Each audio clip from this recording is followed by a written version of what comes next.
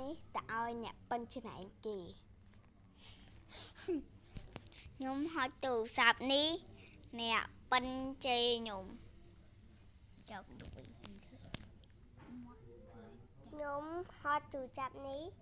ឲ្យបងចំណាប់ចិត្តចូលចិត្តខ្ញុំហត់ទូរស័ព្ទនេះតើឲ្យអ្នកប៉ិនជេរគេខ្ញុំហត់ទូរស័ព្ទនេះទៅឲ្យអ្នកជេរខ្ញុំជារៀងរហូតខ្ញុំហត់ទូរស័ព្ទនេះអ្នកប៉ិនមើលទូរស័ព្ទពីលោកមេឃឲ្យមកហាងហើយខ្ញុំហត់ទូរស័ព្ទនេះឲ្យអ្នកទៅរៀនតែលុយឆោនឆោនម្នាក់3000រហូតទៅរៀនខ្ញុំហត់ទូរស័ព្ទនេះទៅឲ្យអ្នកអត់ចេះជិះកង់តែមិនចេះជិះកង់បាយខ្ញុំហត់ទូរស័ព្ទនេះទៅឲ្យពេលណាទៀតខ្ញុំហត់ទូរស័ព្ទនេះទៅឆ្កែលូមកខ្ញុំហត់ទូរស័ព្ទនេះទៅឲ្យប្អូនខ្ញុំដាក់សំណាងជាងគេខ្ញុំហត់ទូរស័ព្ទនេះទៅឲ្យ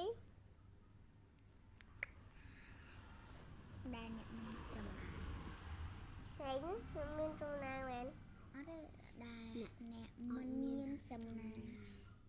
អ្នកមិនមានចំណាងខ្ញុំរត់ឲ្យអ្នកមិនមានចំណាងខ្ញុំហត់ទូរស័ព្ទនេះទៅឲ្យអ្នកចិត្តធំចិត្តបានទូរស័ព្ទខ្ញុំហត់ទូរស័ព្ទនេះទៅឲ្យប្អូនបើរបស់ខ្ញុំហត់ទូរស័ព្ទនេះទៅឲ្យអ្នកប៉ិនប្រើខ្ញុំអាណាប្រើថ្ងៃខ្ញុំហត់ទូរស័ព្ទនេះទៅឲ្យ